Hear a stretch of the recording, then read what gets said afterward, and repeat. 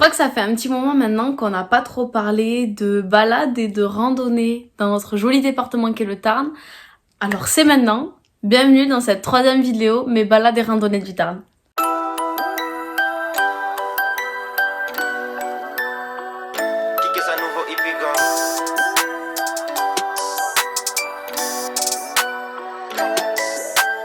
La première balade dont je vais vous parler s'appelle Sentier autour de l'eau et se situe à Montance. C'est une petite boucle d'environ 3 km, un peu à l'écart du village, qui nous amène dans des paysages auxquels, je vous avoue, on ne s'attend absolument pas en s'y aventurant. En commençant la boucle, on ne savait même pas si c'était la bonne route, on savait pas trop où on mettait les pieds, mais au final si, et la boucle est pleine de belles surprises. Marcher le long d'un champ pour ensuite s'enfoncer dans les sous-bois par une pente assez raide, tomber sur la rivière du Tarn et marcher le long de celle-ci quelques instants avant de remonter à la surface, j'ai envie de dire, pour ensuite un peu plus loin replonger entre les arbres qui laissent peu à peu place aux bambous et se retrouver au cœur d'une bambouserie, les deux termes existent, absolument magnifique à couper le souffle, dans un lieu encore une fois où on ne s'attend absolument pas. Le sentier se finit au bord d'un lac ou d'un étang, vous le dites comme vous souhaitez, où se côtoient de nombreux animaux dans leur habitat naturel tels que des oies ou des canards. L'application Balade et Rando du Tarn nous indique une fin de sentier en bord de champ que nous n'avons fait qu'une seule fois, car vraiment pas très agréable, avec des herbes très hautes qui nous arrivaient quasiment à la taille, et où il n'y avait pas réellement de chemin ou de sentier, mais j'avais l'impression qu'on était vraiment réellement dans le champ. La deuxième fois qu'on a fait la boucle, on n'a donc pas terminé par la fin de sentier dans le champ, et on a pu couper et revenir au départ directement par la route, qui est une route vraiment pas fréquentée, puisque les seules voitures qui y vont, c'est pour faire la boucle ou aller vers l'étang.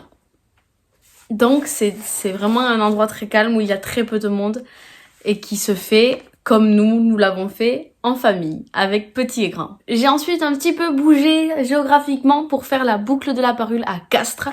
En fait, il s'avère qu'un mercredi après-midi où je devais aller chercher ma sœur qui est à l'IUT à Castres, j'avais prévu de marcher un petit peu dans le coin, et je me suis dit pourquoi pas en profiter pour marcher là-bas, sachant que je n'avais fait aucun sentier dans les environs. J'ai donc trouvé sur l'application Balade et Rando du Tarn cette boucle de 7 km et demi qui a son départ vraiment très proche de l'IUT, au centre de Castres, et qui nous amène en pleine nature. J'ai trouvé le début de la marche un peu long car toujours tout droit avec des paysages pas très variés et pas incroyables, mais à partir du moment où on bifurque pour monter dans la forêt, je me suis absolument éclatée en termes de paysage, en termes de sentiers, etc.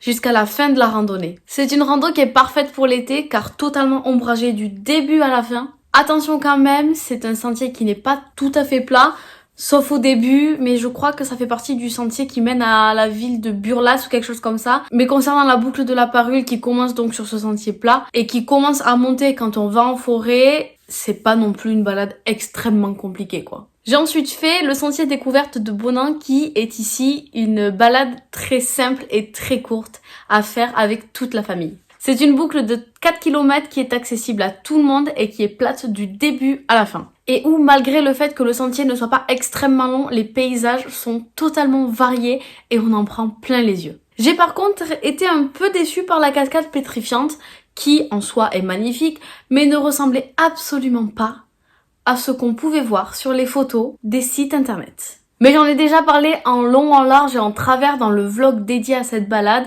donc je vous mettrai le lien en barre d'infos si vous voulez en savoir un peu plus et voir plus d'images. Mais ce n'est quand même pas une chose qui m'a empêché de profiter de ma balade et des paysages et de trouver tout ça vraiment très magnifique. Je suis ensuite allée avec les copains au jardin des Martels. C'est un endroit à Giroussens que j'adore et où je vais vraiment minimum une fois par an en essayant d'alterner les saisons et les moments de l'année où j'y vais pour essayer de voir un maximum de variétés de fleurs différentes ouvertes à chaque période de l'année. Pour ceux qui ne connaissent pas le jardin des Martels, c'est un parc floral de 35 000 m² où il fait vraiment extrêmement bon se balader et où l'on trouve différents univers et jardins aménagés sur différents thèmes et différentes inspirations au fur et à mesure du parcours. Sur le trajet, on passe même par une serre tropicale, un labyrinthe de bambou et une ferme avec de nombreux animaux. Pour ceux que ça intéresse, il y a même à la fin de la visite une boutique où il est possible d'acheter de nombreuses variétés de fleurs et d'autres plantes, arbres, arbustes, etc.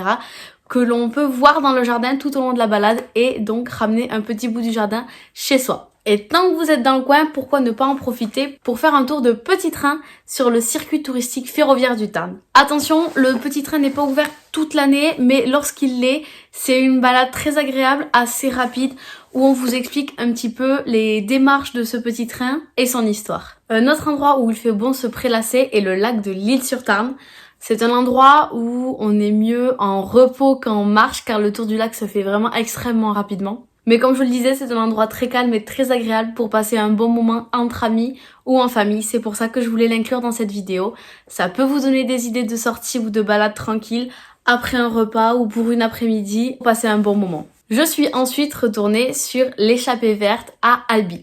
Je dis retourner car j'ai découvert ce sentier il y a maintenant un peu plus d'1 an, un peu par hasard alors que je me baladais dans Albi avec un ami. On en avait fait une assez courte partie et je m'étais promis que j'y retournerais le faire en entier et c'est maintenant chose faite. Le départ du sentier se fait au parking de la cathédrale à Albi et il finit au parking des Planques à côté du cimetière qui porte le même nom. Au cours du sentier, on passe de la ville à la nature en passant par de très nombreux paysages et de très nombreuses choses et j'ai vraiment adoré le découvrir. Une des choses importantes à savoir sur cette balade, cette randonnée, est que ce n'est pas une boucle mais un sentier simple qui fait 4 km de long. Donc une fois arrivé au bout, il faut penser qu'il y a le retour à faire. Donc 4 et 4, 8 km si on fait dans son entièreté. Après c'est un sentier qui est relativement plat et relativement simple où on a croisé beaucoup de familles qui le faisaient soit en entier, soit un petit bout de sentier. Il y a des passages où se côtoient piétons et cyclistes.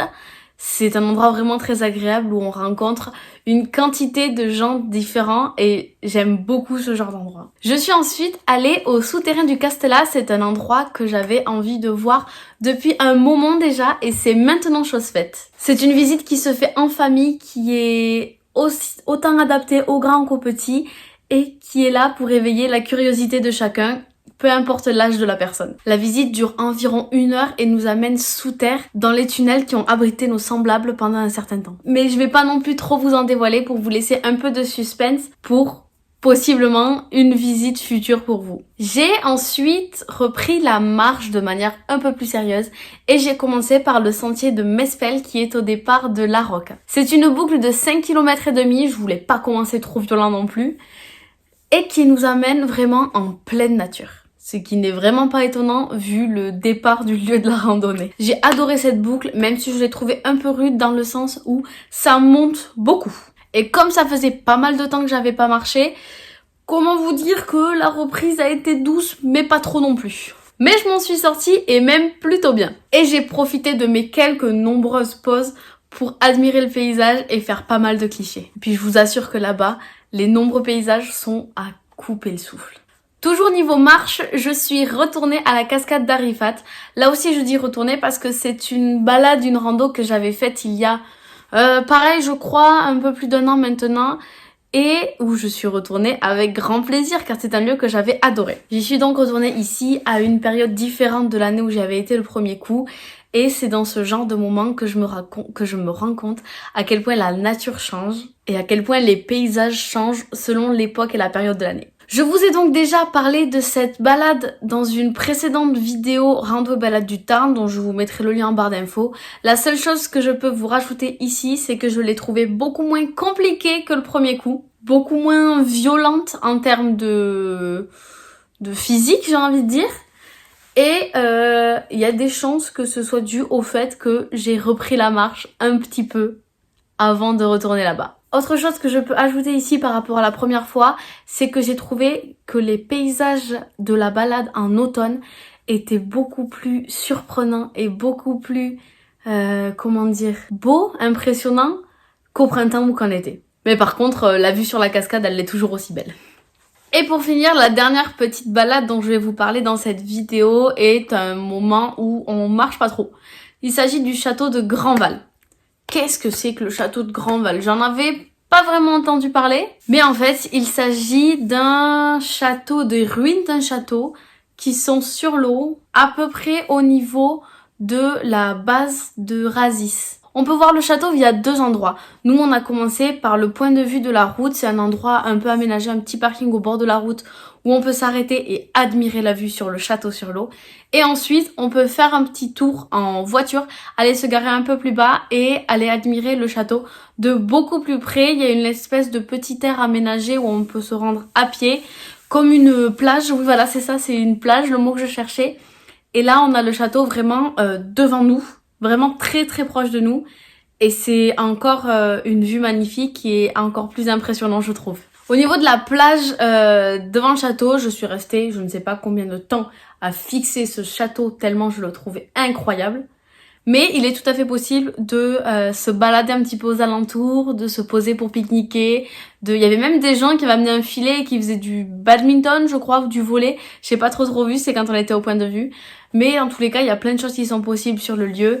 Et c'est un endroit vraiment très agréable au bord de l'eau où je vous conseille d'aller faire un petit tour. C'est terminé pour cette vidéo balade et rando du Tarn. Alors je sais que maintenant on est en hiver et je sors un peu moins, mais ne vous inquiétez pas, je continue à remplir mes petites fiches des choses que je vais vous raconter dans la prochaine vidéo balade et rando du Tarn.